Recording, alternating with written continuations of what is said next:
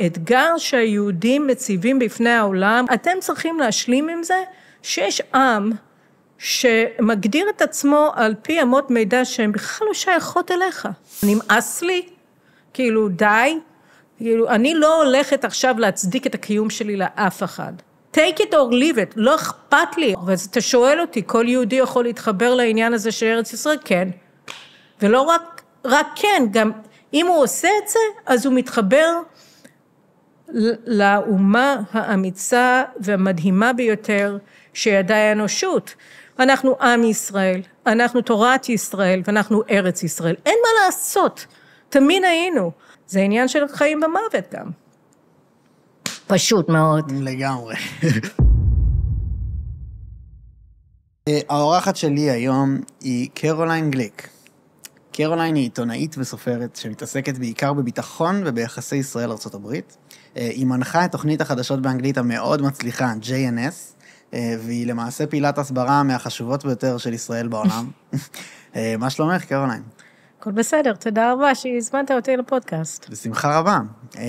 הייתי שמח מלהתחיל משאלה רחבה. מה לדעתך האינטרס האמריקאי בישראל?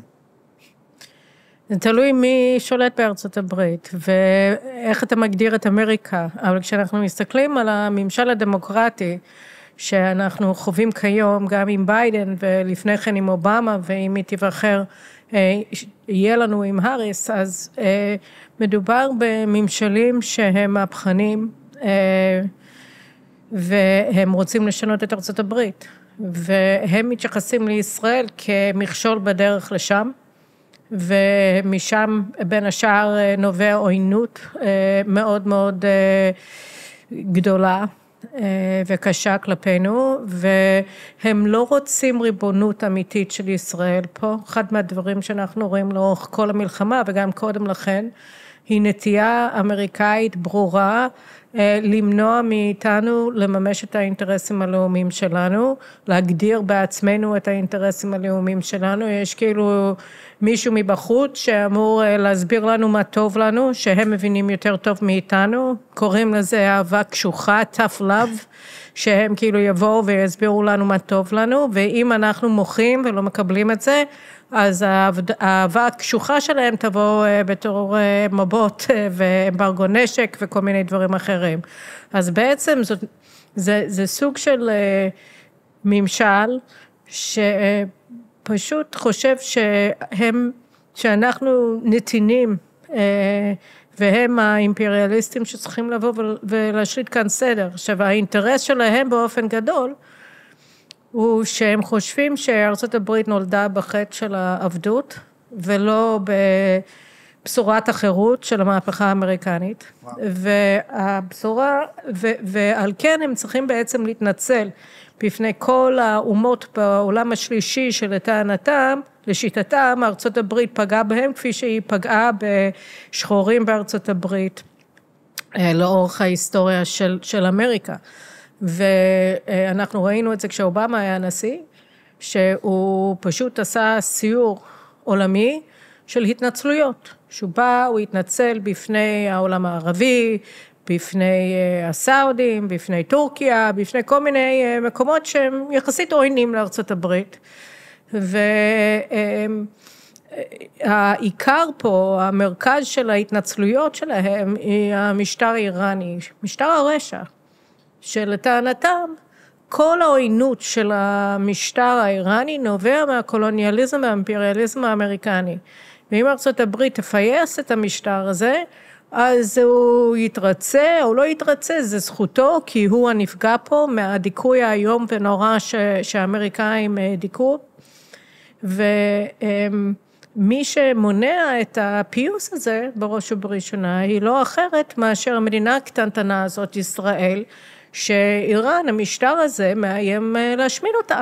ופתאום אנחנו לא רוצים שאיראן תהיה המעצמה ההגמונית באזור, וזה די מסבך את כל התוכניות הנאורות של הדמוקרטים, ועל כן עוד יותר לא אוהבים אותנו. וואו, טוב, זו הייתה תשובה הרבה יותר מפורטת ממה שציפיתי. סליחה, ויש לי עוד רבדים, כאילו, אני יכולה לקחת את זה ועוד אביקים, כאילו לאלוהים ולזה.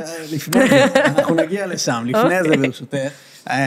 כמה דברים שממש אפילו מפתיעים אותי, גם בתור אחד שעוקב אחרי התוכן שלך, וגם בתור אחד שעוקב אחרי המתרחש בארצות הברית.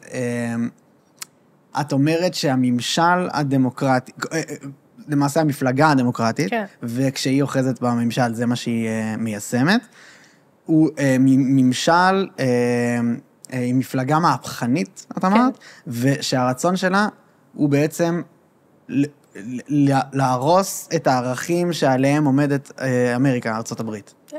את זה אני אשמח להבין יותר, וברשותך, השאלה, אני אבהיר את המקור לשאלה שלי מלכתחילה, היא על האינטרס בכללי של כן המקום הזה, המעצמה הגדולה בעולם, יש לה, גם אם הם רואים את זה וגם אם לא, יש איזשהו אינטרס בקיום שלנו, לפחות איך, ככה הם מדברים. אז זה שני דברים שהייתי שמח לשמוע את ההבהרות שלך לגביהם. אובמה אמר, אחרי שהוא נבחר, ולקראת המעבר שלו לוושינגטון, ושבועת הנשיא שלו, שאנחנו 4 ימים מהטרנספורמציה היסודית של ארצות הברית. We are 4 days away from the fundamental transformation of the United States of America. ככה הוא אמר, מעל במה בשיקגו. ואנשים טעו על מה הוא מדבר, זה, כמו שהם אומרים, הרבה אנשים אומרים, שחר של יום חדש וכל מיני דברים כאלו, מנהיגים תמיד משתמשים ברטוריקה כזאת, אבל הוא מדבר על טרנספורמציה יסודית של ארצות הברית, על מה הוא מדבר.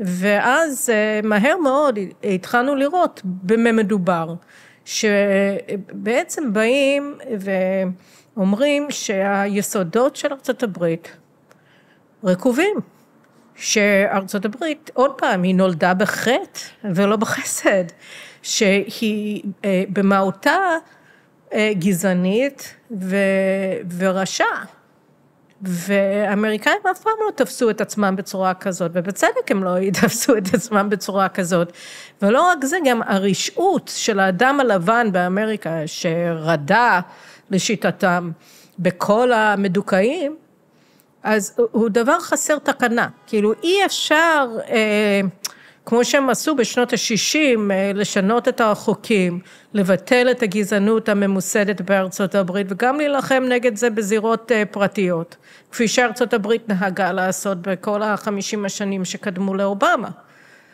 אז ארצות הברית תמיד היא שאפה לחירות האדם, והיא התחילה במקום אחר ב-1776, כי למשול על בני אדם זה דבר שהוא קשה, וצריך להתפשר כל הזמן, במיוחד שזה לא משטר אוטוקרטי.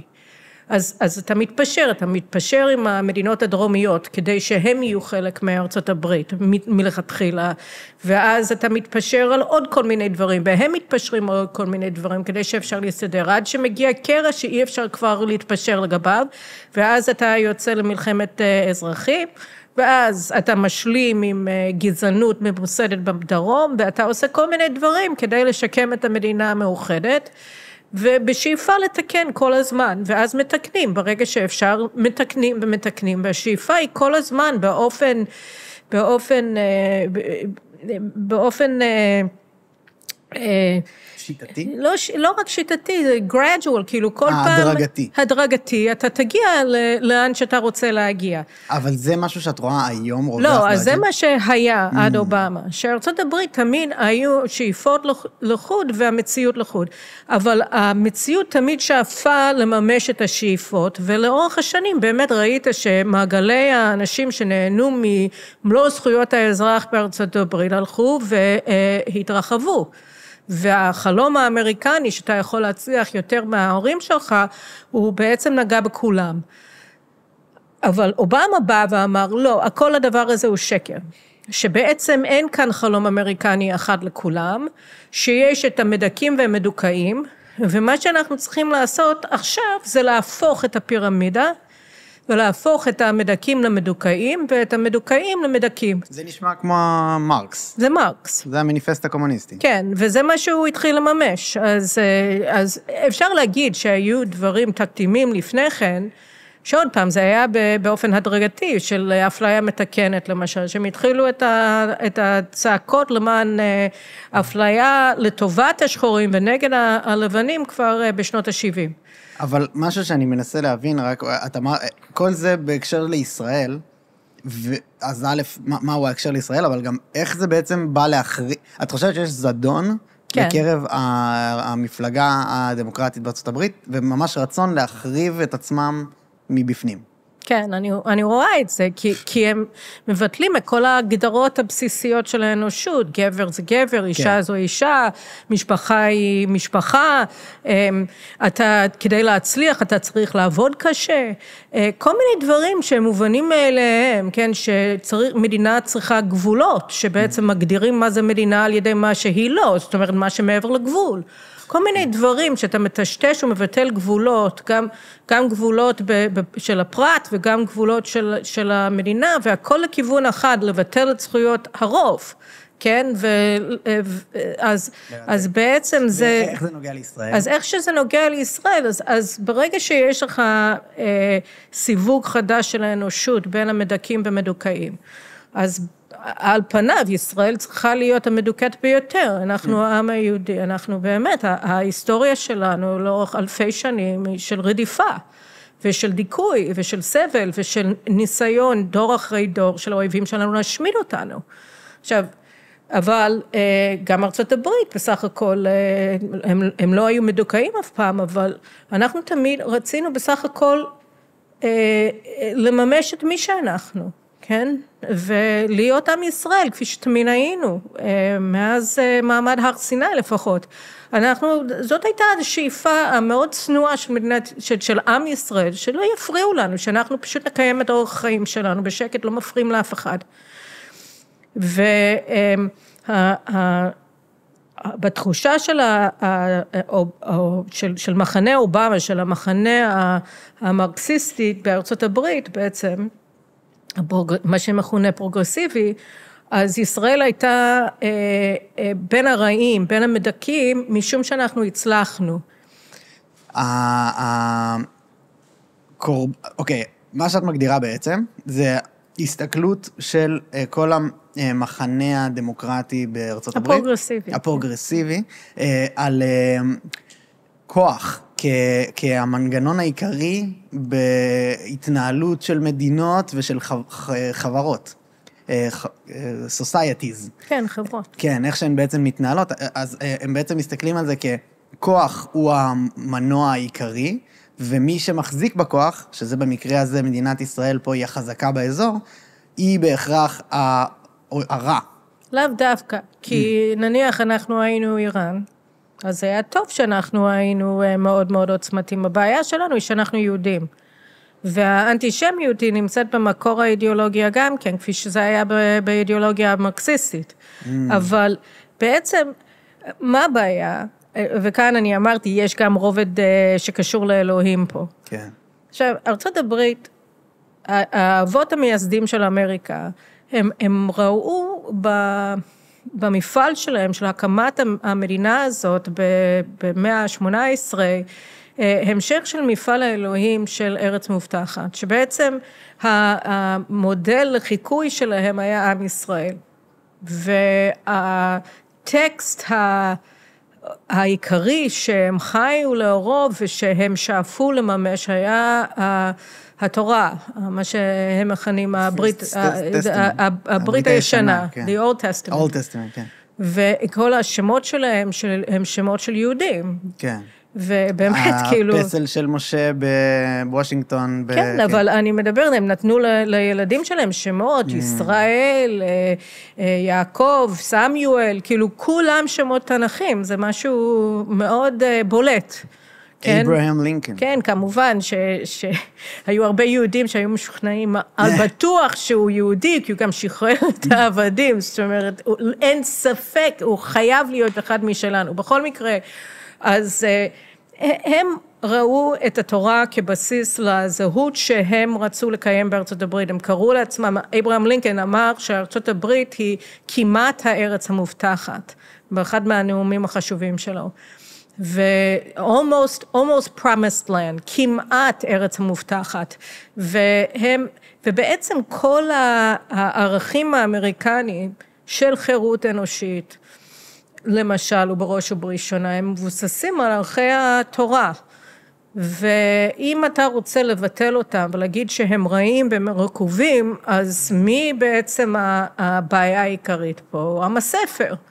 הוא העם שהביא את הערכים האלו לעולם, כך שהאנטי-אמריקניות והאנטישמיות או האנטי-יהדות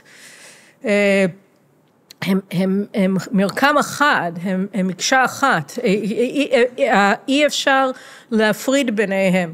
כמה שזה נשמע הזוי, כי אנחנו כאלו קטנים והם כאלו גדולים, איך יכול להיות שהם תלויים בנו, אבל האמת היא שברמה הפילוסופית הכי בסיסית, בבסיס האנטי-אמריקניות יש אנטישמיות מאוד מאוד גדולה, כי אי אפשר להבין את החוויה האמריקאית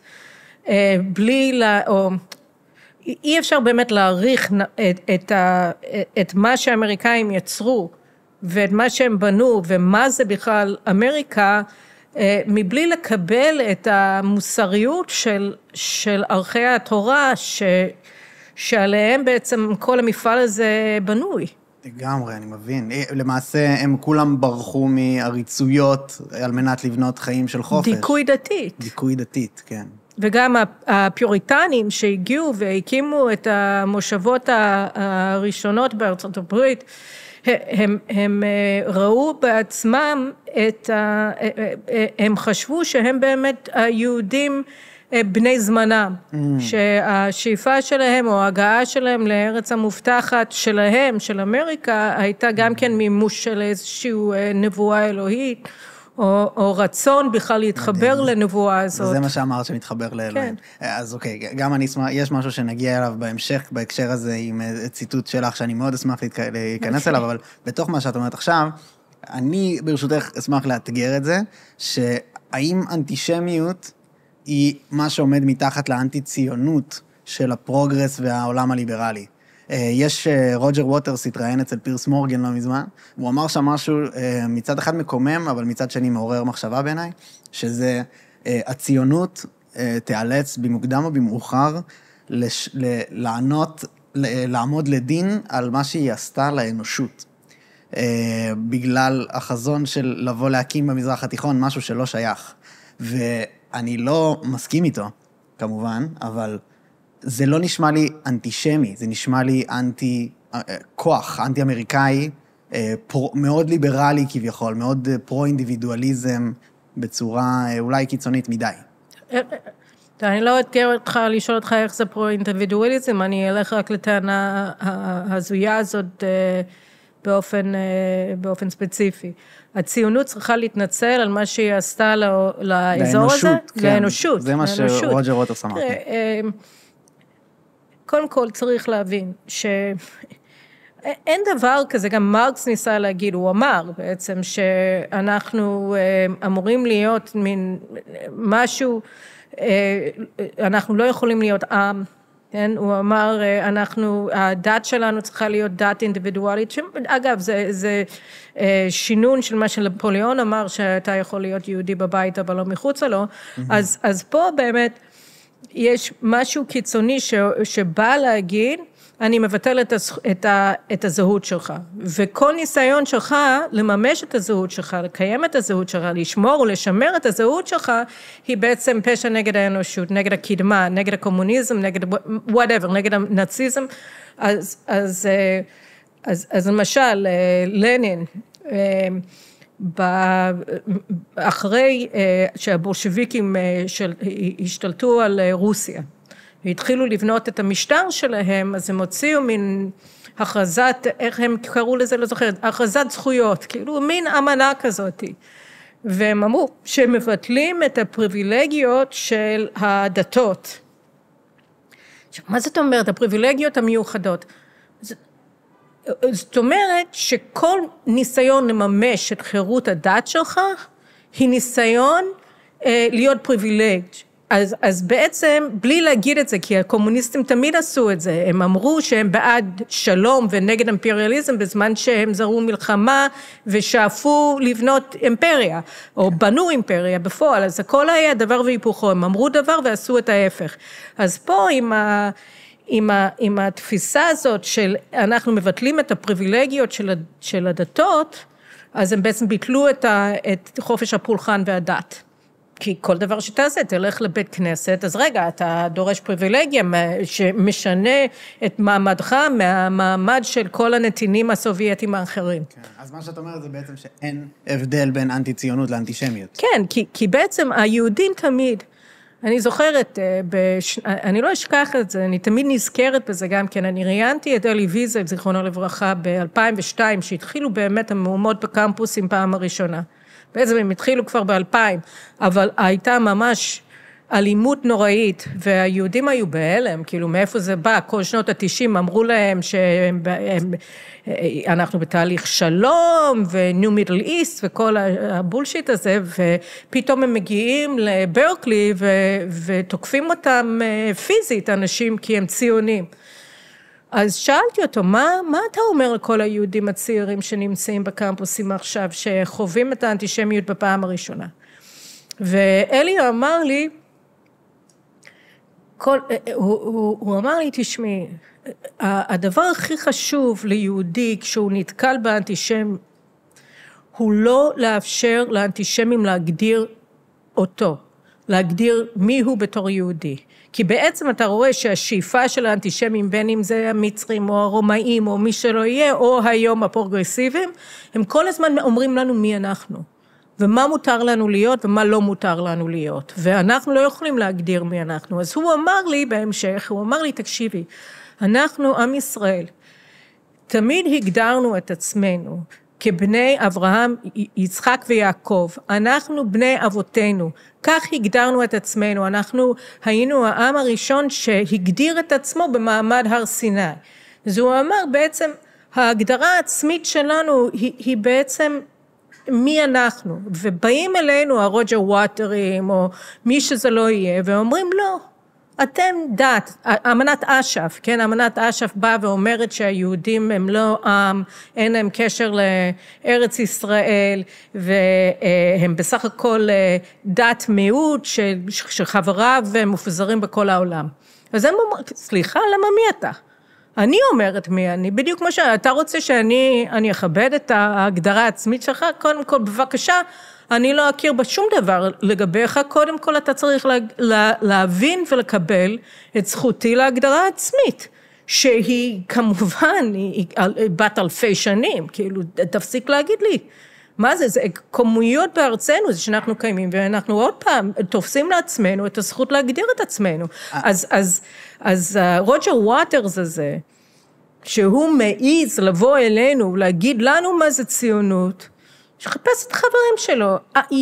יהדות זה 3 דברים, תמיד היה 3 דברים.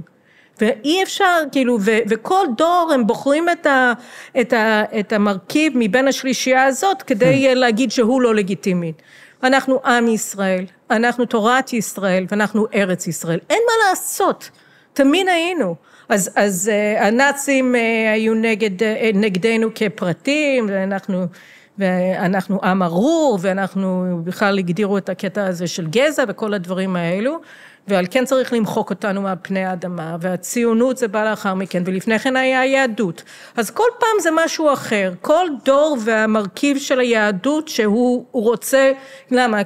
כי בגלל שאנחנו הכל, אז בעצם בכל עידן אתה יכול לבחור לעצמך איזשהו מאפיין של היהדות, שהוא מתחבר למה שכולם שונאים באותו עידן, ולהגיד, הנה היהודים אשמים בכל.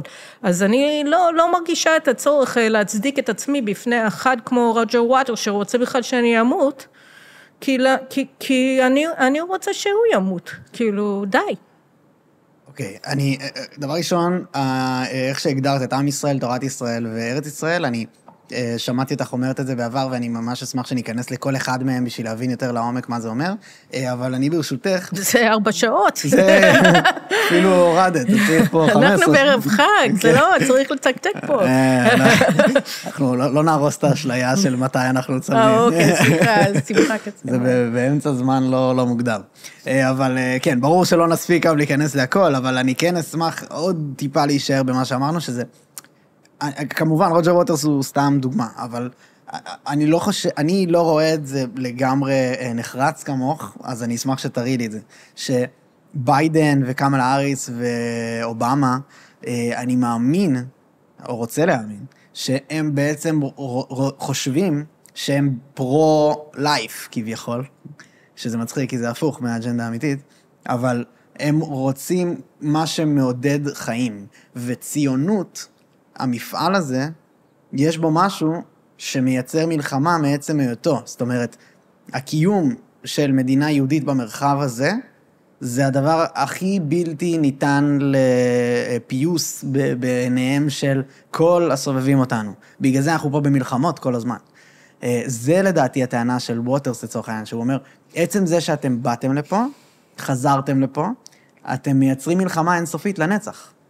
אבל יש מלחמות בכל מקום במרחב שלנו כל הזמן. נכון. זאת אומרת, והרבה יותר אנשים נהרגים במלחמות במדינות הסובבות אותנו מאשר פה, הרבה יותר. נכון.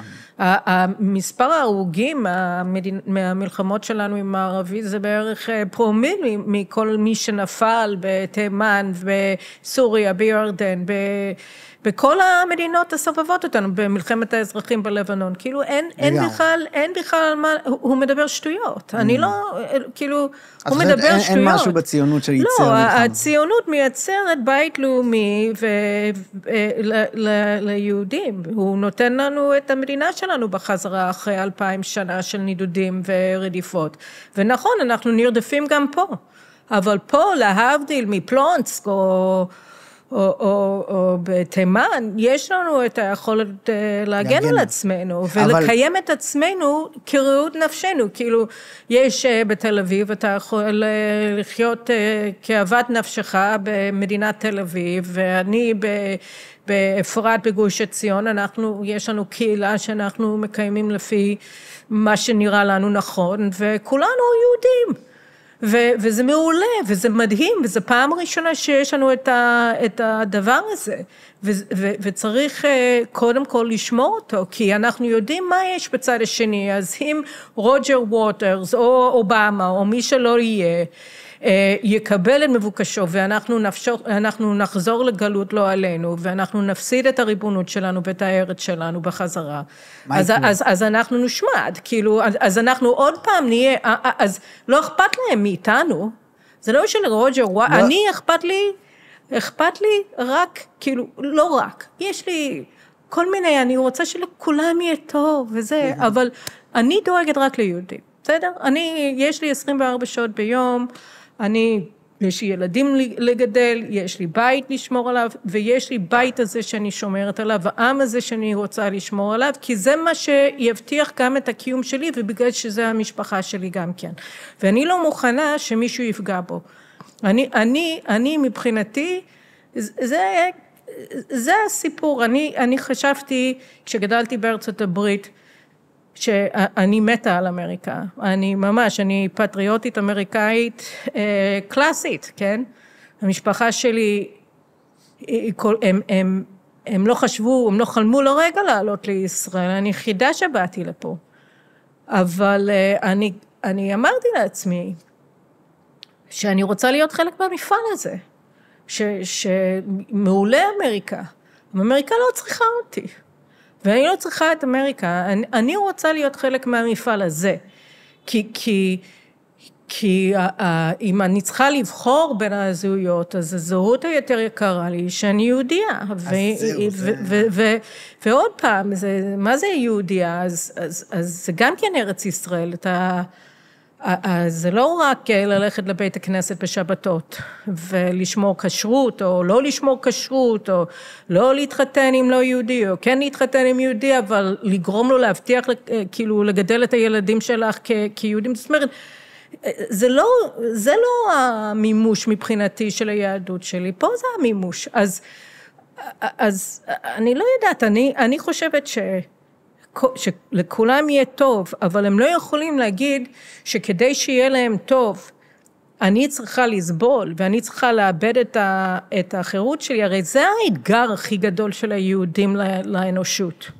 לא משנה איפה אנחנו נמצאים, אם אנחנו נמצאים במורוקו או גליציה או סן פרנסיסקו. האתגר שהיהודים מציבים בפני העולם או בישראל, בין כמדינה, בין כקהילה גלותית, איפשהו על הגלובוס, אנחנו תמיד מיעוט.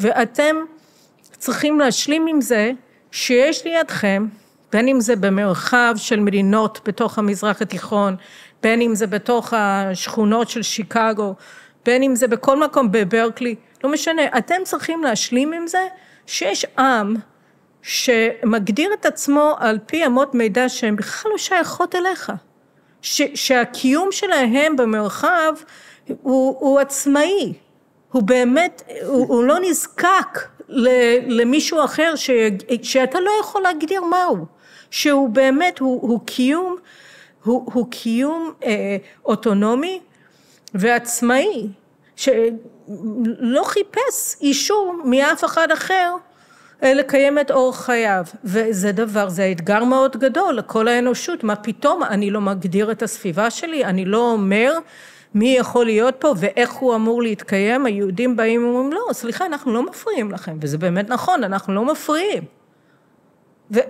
אז אתם צריכים לקבל אותנו, זה דרישה נוראית לכל האנושות.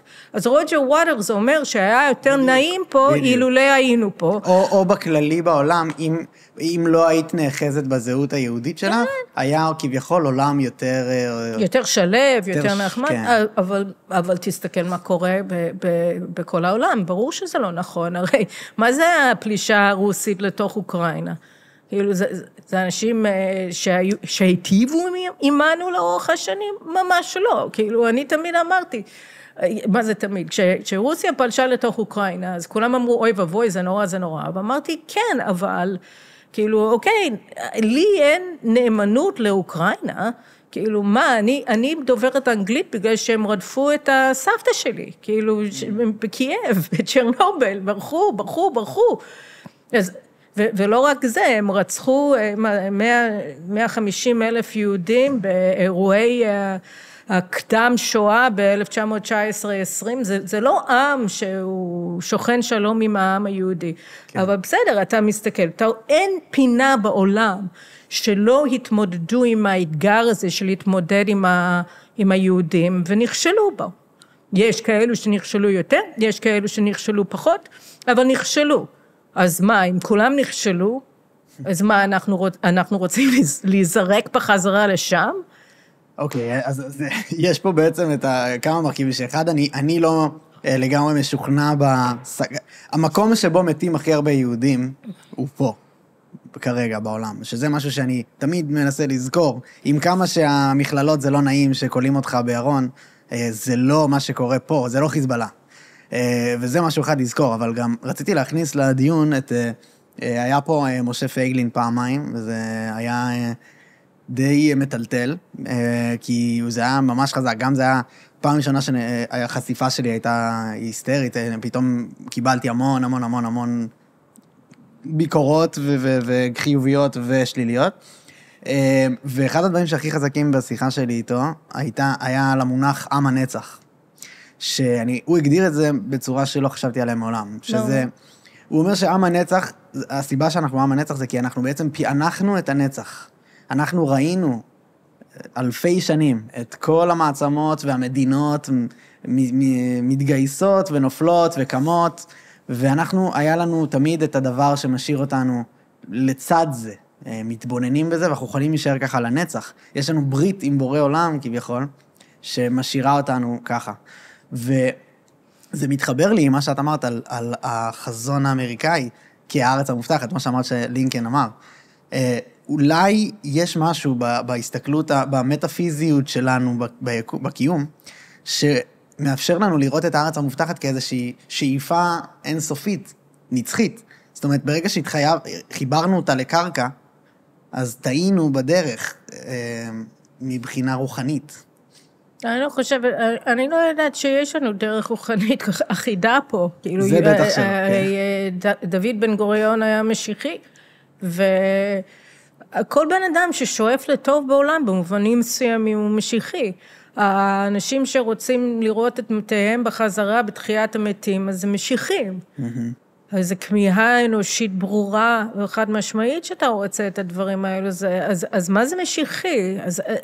אז אין בעיה, אני לא יודעת, הרב זקס אמר, כשהוא, באחד מהדברי תורה שלו, שמאוד עשה אליי רושם כביר, זה שמשה בעצם בא, הוא נותן את האני מאמין שלו לעם ישראל, ואילו זה לא, הרב זקס השווה את זה למשל לאני מאמין של מרטין לותר קינג ג'וניור, שהוא אמר, at the end, I'm at the top of the mountain and I see all God's... לא, הוא לא מדבר על מה שהוא רואה מעבר להרים.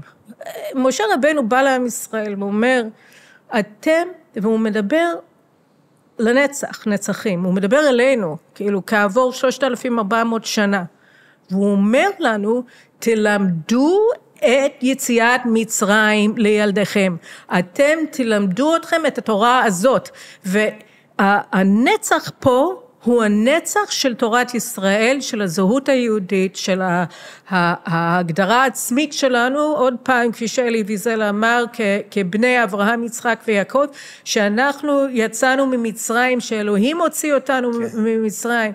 אבל זה בדיוק מתחבר למה שאני אומר. ומשה פייגלין בא ואומר לך שהנצח שלנו הוא לעומת העמים האחרים. וזה נכון, אבל מה זה? זה דבר מאוד פרוזאי, שאתה אומר, תלמד את בניכם את הדברים האלו, אתם חייבים, את קרולין, את צריכה ללמד את הבנים שלך את הדברים האלו, אתה...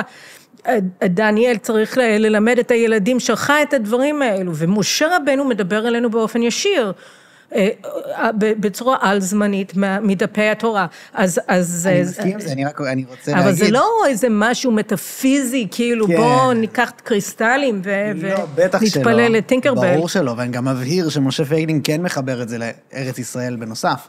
אני שם סימן שאלה על האם מה שאת אומרת, המסר הזה ממשה רבנו, הוא תקף לגבי כל וריאציה של ישות שתקום. זאת אומרת, אל תשכחו לצאת ממצרים תמיד. מצרים זה הגוף העריץ, הכי האולטימטיבי, כביכול. והוא יכול לקרות גם פה. גם במדינת היהודים יכולה לקבל את התפנית שתהפוך אותה לעריצות שצריך לצאת ממנה. לא, אני תמיד...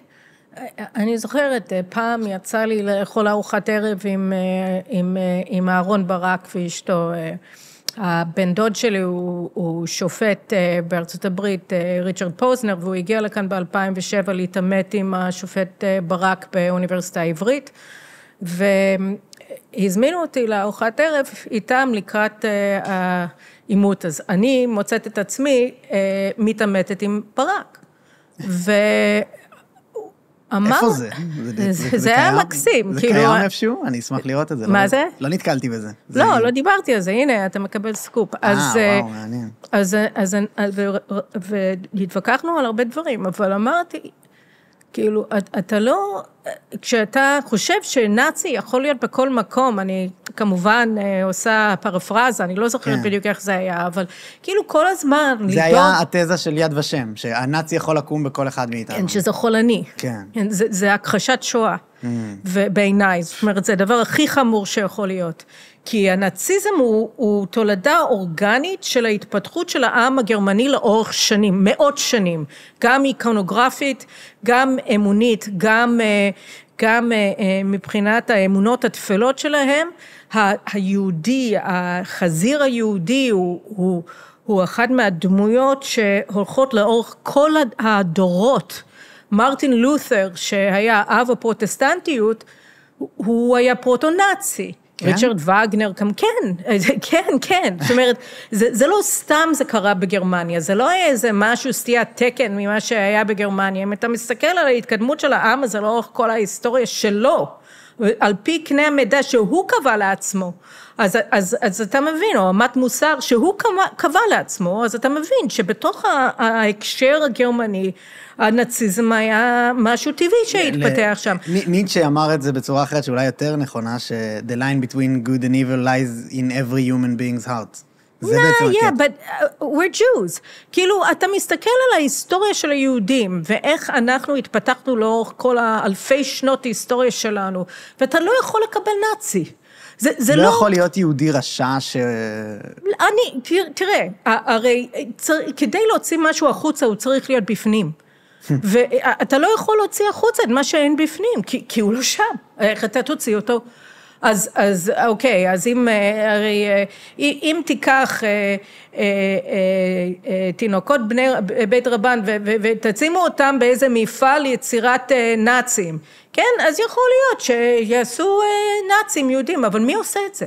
כאילו, זה לא דבר שנמצא בתוכנו. הסכנה שאנחנו נהפוך להיות השטן הגולמי, הוא אפסי. יש לנו ערכים, יש לנו אורח חיים מסוים, גם החילונים ביותר וגם הנוטרי קרתא ומה שיש ביניהם. אף פעם לא היה איזושהי תופעה כזאת, נראית באופק. אפילו תגיד, אנשים כמו לא יודעת, מאיר כהנא, כן, שהוא באופן גלוי, רחבעם זאבי אותו דבר, שאמרו צריך לגרש את כל הערבים מפה. כן. אז היה פה הנכד שלו, אבל הם אף פעם לא דיברו על השמדת הערבים. אפילו אם אתה תיקח את זה ותגיד, זה רשעות, אי אפשר להגיד דבר כזה על אנשים. בסדר, אבל הם לא דיברו על רצח עם. דיברו בממשלה הנוכחית על הפצצת אטום בתוך עזה, לצורך העניין. טוב, אפשר להבין את זה. לא אחרי 7 באוקטובר לא רצית לעשות איזה הירושימה שמה. כאילו, אתה מחבר אמירה סתמית, שלא מחובר לשום דבר חוץ מכעס ושעת נפש ופחד היום ונורא ממה שהיה, ואתה אומר שזה חזות הקול של הבן אדם, שבגלל שמישהו אומר איזו מין אמירה, כמה פעמים ביום אתה מקלל מישהו בלב שלך, כי הוא התעצבן, כי התעצבנת, כי הוא חתך אותך כשאתה רצית לפנות, כי הוא עצבן אותך בסופר. אני יכולה להעיד על עצמי, אז אולי אני בן אדם עצבני, אבל מי שמעצבן אותי בסופר, אז אני כועסת עליה, בלב. זה לא שאני מתפוצצת ואומרת, תקשיבי וזה, אבל אני מתפוצצת, זה אומר שאני נאצי, זה אומר שיש לי פיוז קצר, אבל אני אומרת שמשם להגיע לאושוויץ, זה חתיכת קפיצה, וחוץ מזה זה גם מגעיל, כי איך אתה חיברת את שתי הנקודות האלו? אין שום חיבור, זה לא... אני כן אגיד, אבהיר, גם למאזינים שאולי השיחה... יורדת מהפסים. לא, אני מניח שאוהבים לשמוע את מה שאת אומרת יותר ממה שאני אומר, כי אני בא לאתגר בכוונה, זה לא שאני באתי, אני בטח לא חושב שאנחנו נאצים.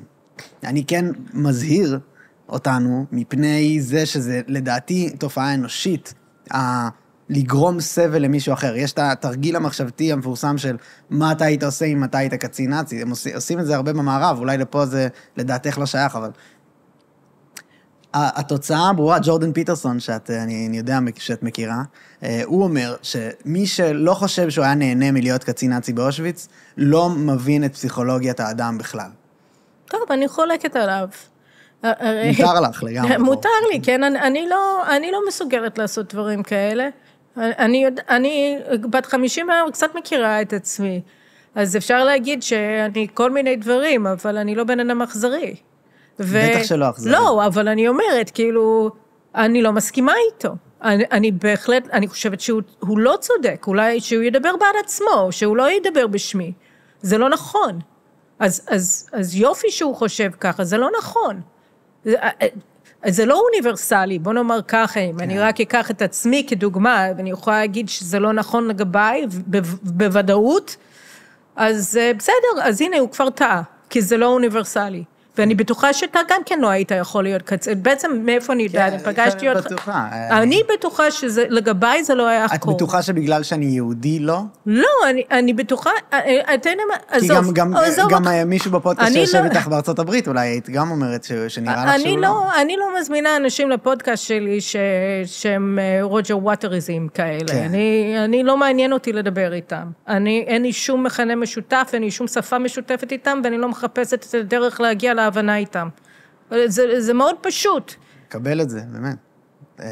אני מקבל את זה, אני גם רוצה להגיד במילה על הפודקאסט שלך, שאני אשמח לגעת בעוד דברים מתוכו. אוקיי, יאללה. שהוא באמת... שוט. הוא באמת מרתק, אני רואה שם הרבה את התכנים, ואחד הרעיונות שהכי תפסו אותי, הוא היה עם דאגלס מרי, ואני אשמח שתכף ניגע בו. גם מרדכי קידר היה אצלך בפודקאסט באנגלית והיה מרתק. לפני זה, נגעת בעצם בארץ ישראל והחיבור שלך אליה, ואני אשמח להיכנס לזה עם ציטוט שלך מאחד הספרים שלך. מדוע אני חיה בישראל? כי ישראל חיה בי, כמו שהיא חיה בכל היהודים.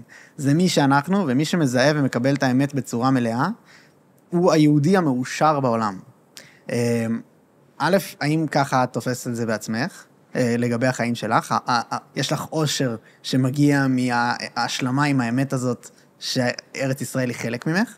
וב', האם את חושבת שזה תקף לגבי באמת כל היהודים? מקווה.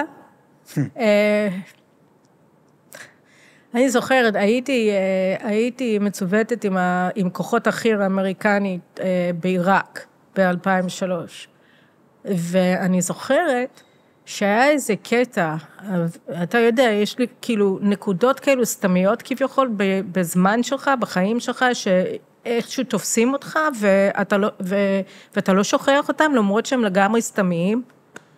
אז היינו באיזשהו מקום, בעיראק, והיה קרב מאוד... פיזית היינו? את היית? לא. כן, אני הייתי. וואו. עם האמריקאים, והגענו לאנשהו, אני כבר לא זוכרת אם היינו בבגדד, אם היינו בנג'ף, איפה היינו, כאילו היינו מחוץ לנג'ף, היינו בכביש, אבל היה שם שמש שהייתה מאוד חזקה בחול. שראיתי כאילו כל מיני זוויות, והאור הייתה מאוד חזקה, ואני מסתכלת עליה, ופתאום היא מביאה אותי לירושלים.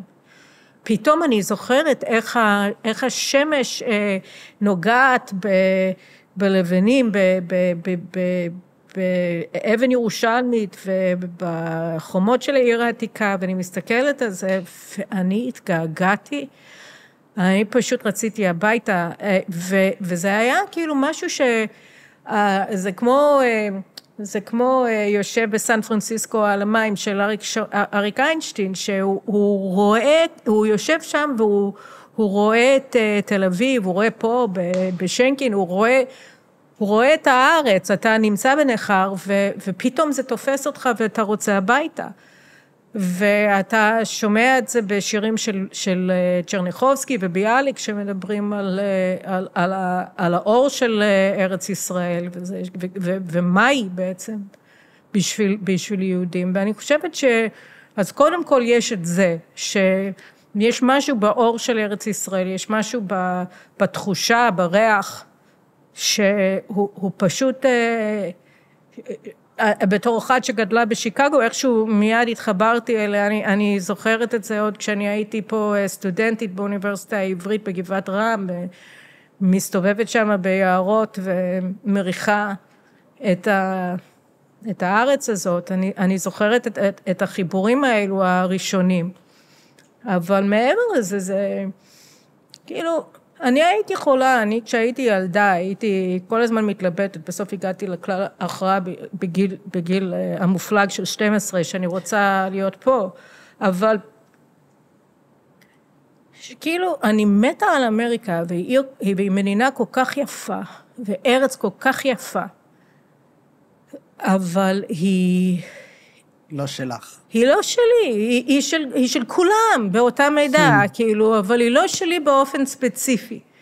ואני רציתי שלי באופן ספציפי. אתה לא מתחתן עם כל אחת, נכון? יש אחת שהיא שלך.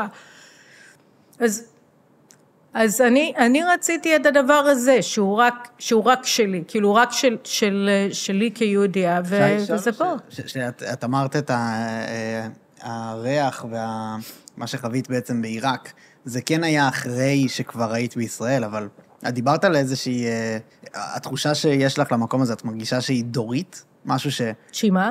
היא ב-DNA, היא כאילו באה מהעבר, מאבות אבותינו, או שזה משהו שבא לך בחיים כאינדיבידואל?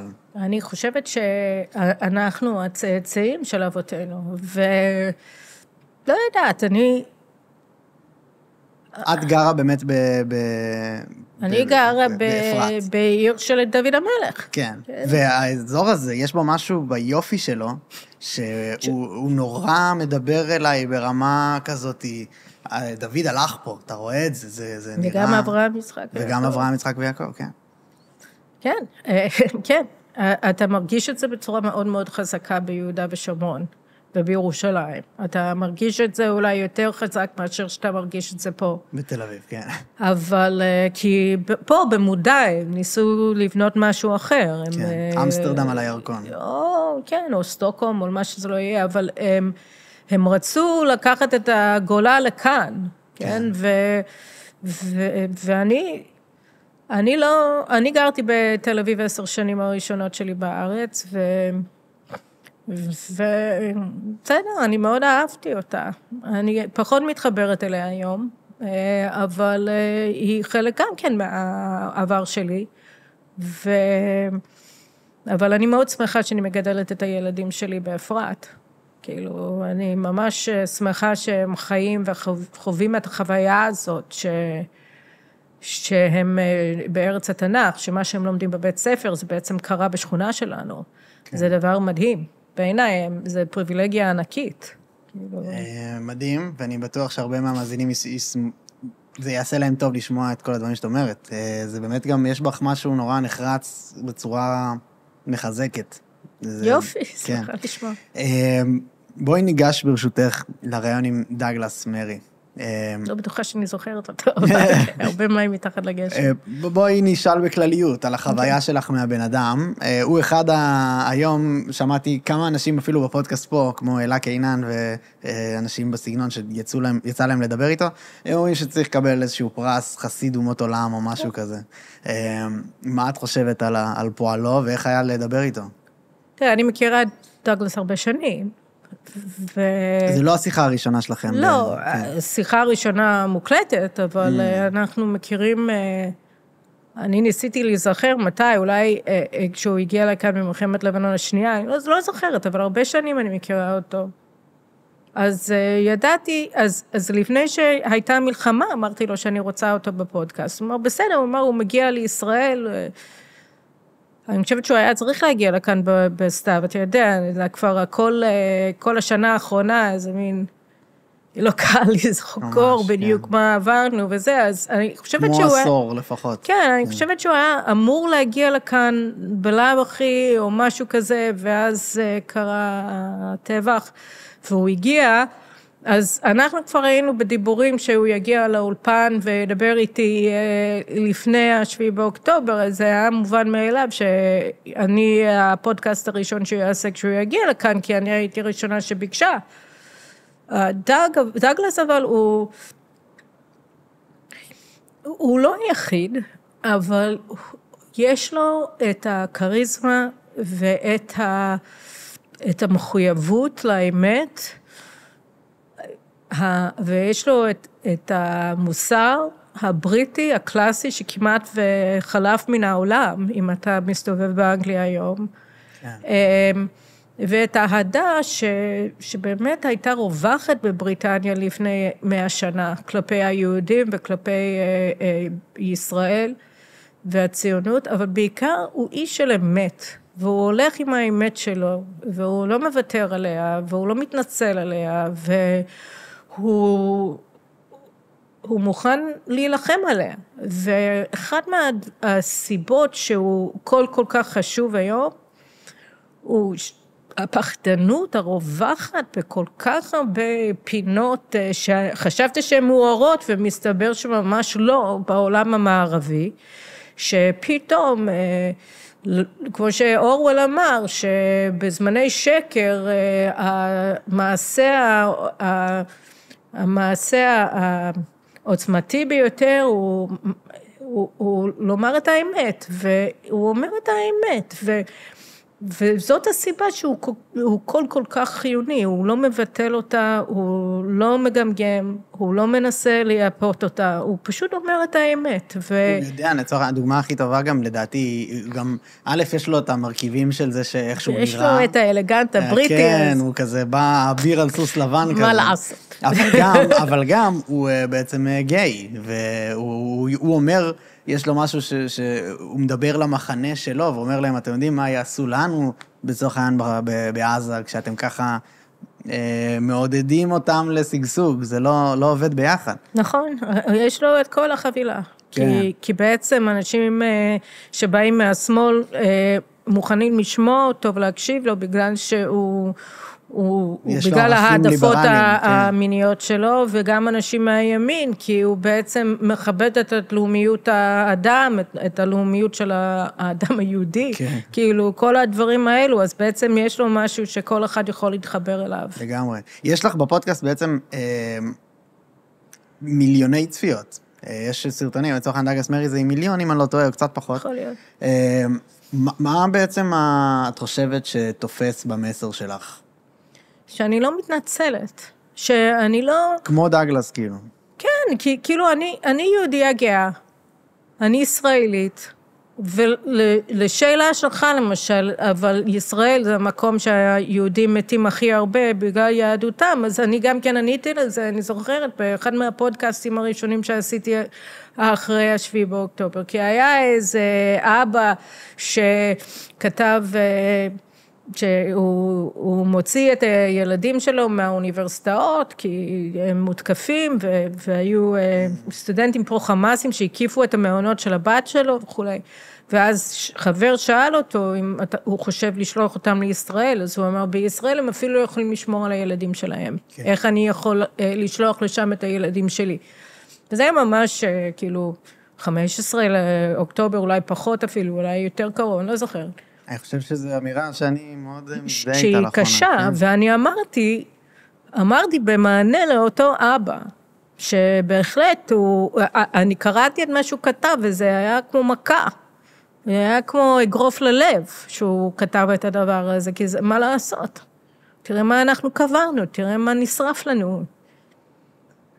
אבל אני אמרתי שבעצם התכלית של ישראל היא לא להיות המקום הבטוח, הוא המקום של החופש, שכאילו היכולת שלנו לחיות בחירות כיהודים, שלפעמים החירות גובה מחיר, כן, בדמים, מאוד, כמו שאנחנו רואים השנה, מחיר אדיר, אבל אם אתה מאמין בקוממות העם שלך, בזה שאנחנו עכשיו גם כן זקופי קומה, ושאנחנו נגדיר, בין אם בוויכוח פנימי נוקב, אפילו על גבול מלחמת אזרחים, אבל זה היהודים שבסופו של דבר יקבעו, שזה אנחנו שקובעים, ולא איזה פריץ, איזשהו צבא אדום או ירוק או מה שלא יהיה. אז אתה מבין שנכון, כמו שהם אומרים באמריקה, החירות לא חינמית. אתה צריך לשלם עבורה. אבל רגע, אמרת פה...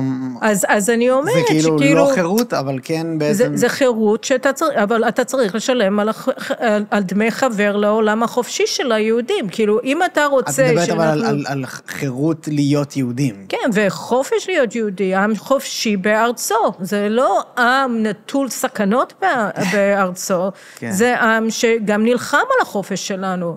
כי אנחנו תמיד נלחמים, אז עדיף להילחם על חופש, מאשר על הזכות שלנו לנשום למשוף, כאילו בגרמניה.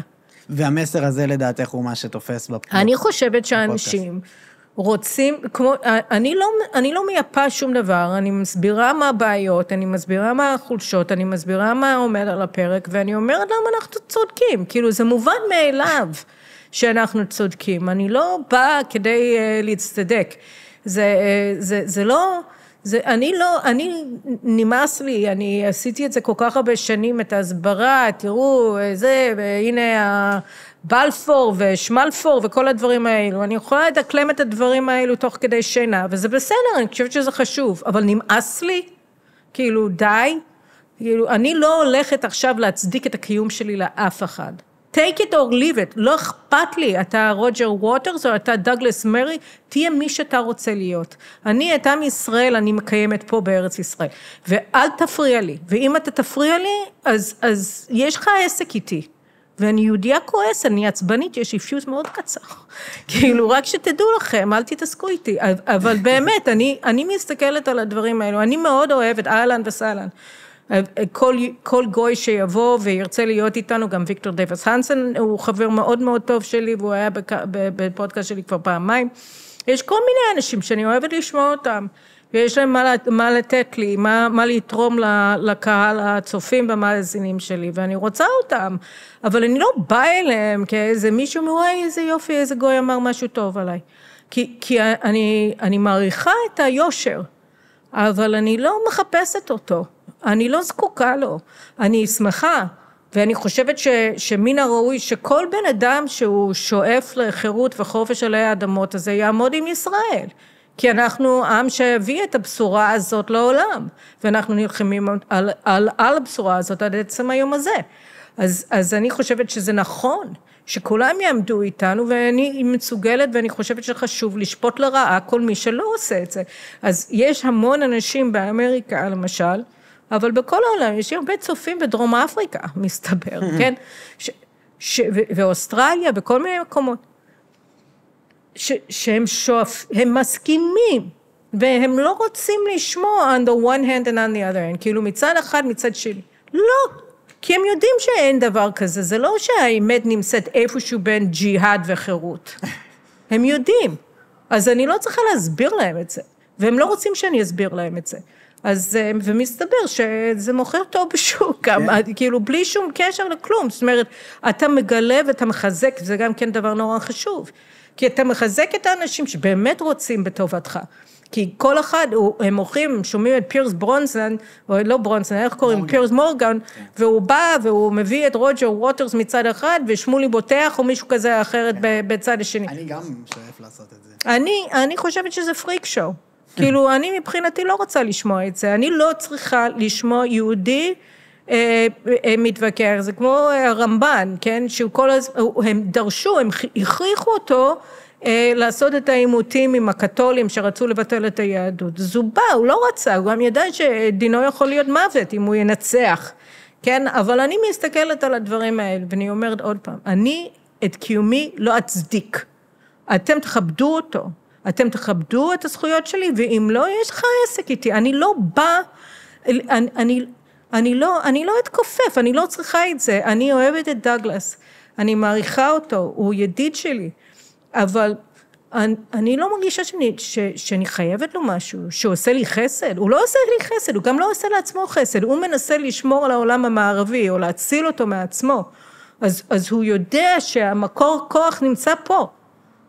מקור האמת, הוא נמצא פה, הוא מגיע לכאן, כי הכי קל לשנוא את היהודים, ואם אתה שונא את היהודים, אז אתה תשנא גם את אנגליה, ואתה תשנא גם את הציביליזציה המערבית, אתה תשנא את הכל, כי אתה כבר התחלת, אתה כבר בכיוון, אתה כבר על מסלול, אז אם אתה רוצה להציל את הציביליזציה המערבית, אם אתה רוצה לשקם את בריטניה מהפרה, כן, אז אתה חייב להתחיל במקום שבו הכל התחיל, וזה פה בארץ ישראל, אז כן, אני באמת, אני מוכירה אותו, אני אוהבת אותו והכל, אבל אני לא צריכה אותו, זאת אומרת, הוא צריך אותי, והוא יודע את זה, ובגלל זה הוא כל הזמן חוזר, כי הוא רואה גם את הצעירים, הדור הנפלא שלנו עכשיו, שנלחם, ושתורם, ושבונה, ושמשקם. והוא רוצה כזה דבר אצלו. כאילו, הוא רוצה שהבריטים ייקחו מאיתנו דוגמה, והוא צודק. כי אנחנו מוכנים לעשות את הכל כדי לשמור על הארץ הזאת. העם שלנו זה עם אמיץ בצורה שקשה אפילו להבין מאיפה זה בא. אבל זה בא מאותו מקור שבה הילדה הזאת בשיקגו, היא החליטה, לא, אני בסדר, אני רוצה לעזוב.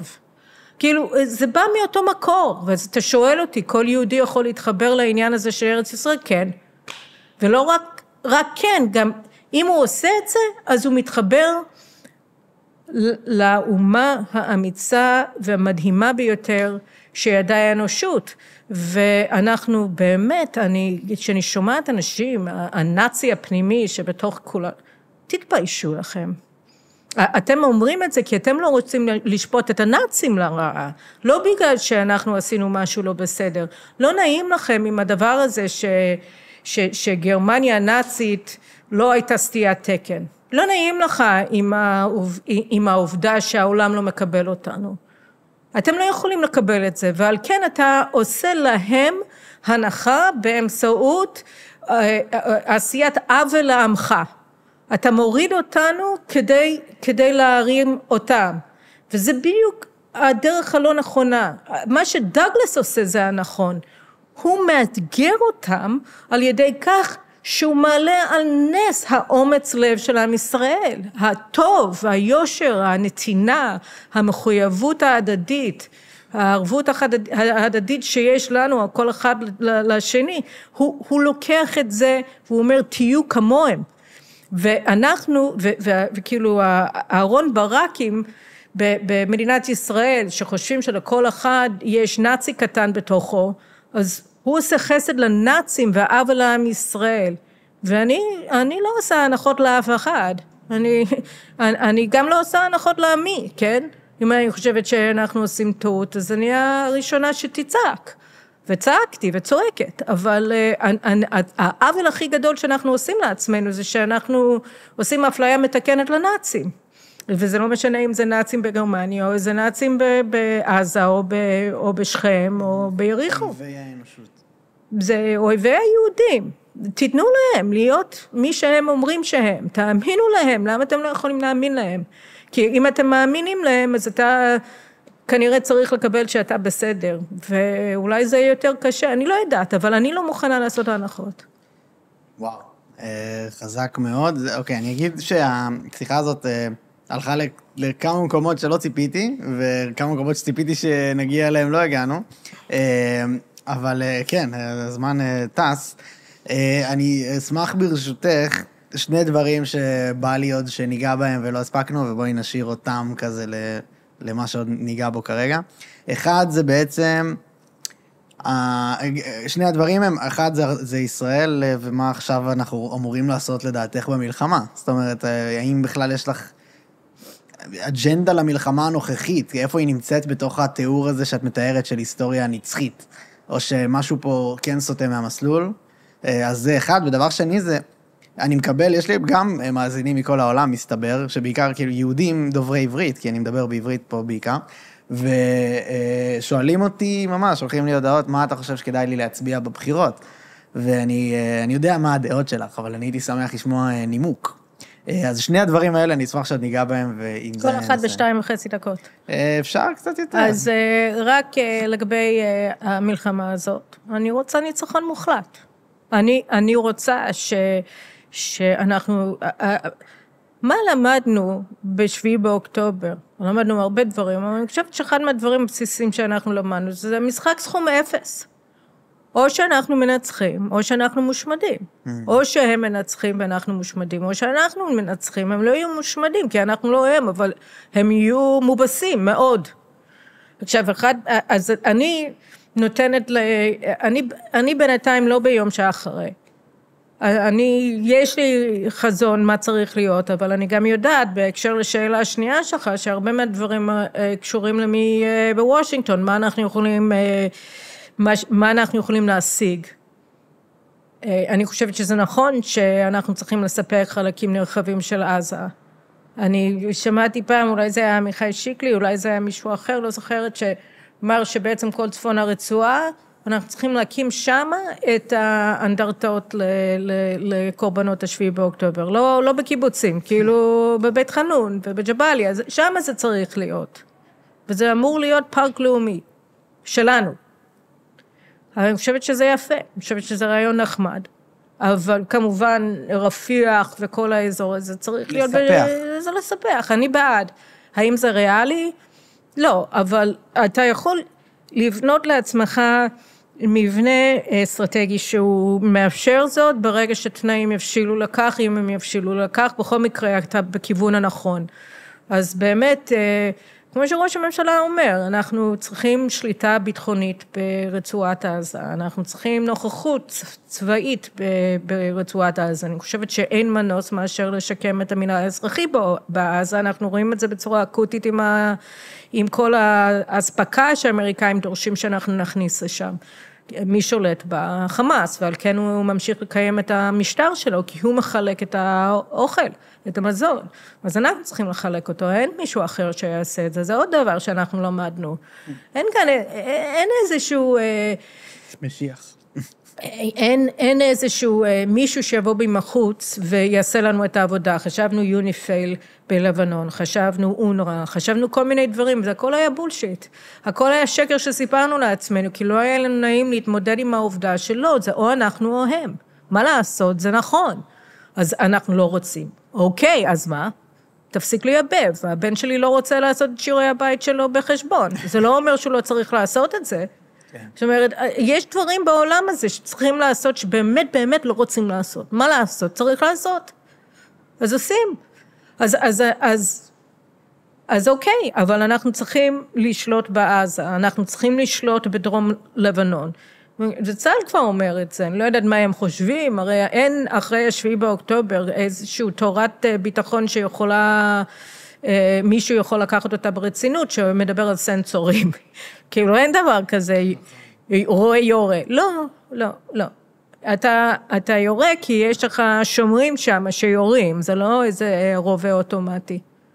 יש שם חיילים ששומרים, ששולטים, שלא נותנים לאנשים להתקרב ליישובים שלנו, ששומרים על המרחב, וצריך אולי החזויות נחל.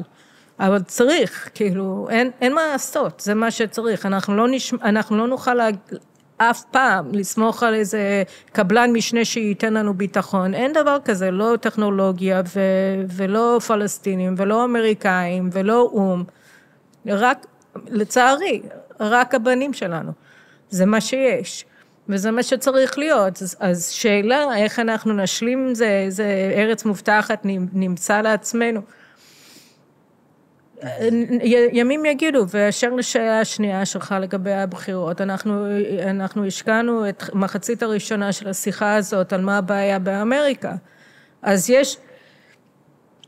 יש בחירה בין המשך הטרנספורמציה הפונדמנטליסטי של אמריקה, היסודית של אמריקה, לבין שיקום הערכים האמריקנים והחברה האמריקנית על בסיס השורשים הראשונים שלו.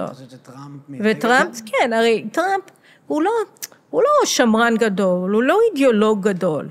הוא בן אדם שמבין כמה דברים גדולים, כמה רעיונות גדולים. קודם כל הוא מאמין בחלום האמריקני. הוא מאמין באמריקה, הוא אוהב את אמריקה. וזה דבר ראשון, וזה חשוב, והוא רוצה לשמר אותה. דבר שני שהוא מבין, זה שיש common sense, יש דברים שהם מובנים מאליהם. אתה צריך גבול. אני שמעתי אותו, אני כאילו מצטטת אותו בלי קרדיט, אבל הוא אמר את זה בעצרת בחירות בצפון קרוליינה, אני חושבת, שראיתי את זה הבוקר. והוא אומר, צריך גבול. בנים לא אמורים לשחק בספורט של נשים. כאילו, דברים כאלה הם די בסיסיים. זאת אומרת, בואו נחזור...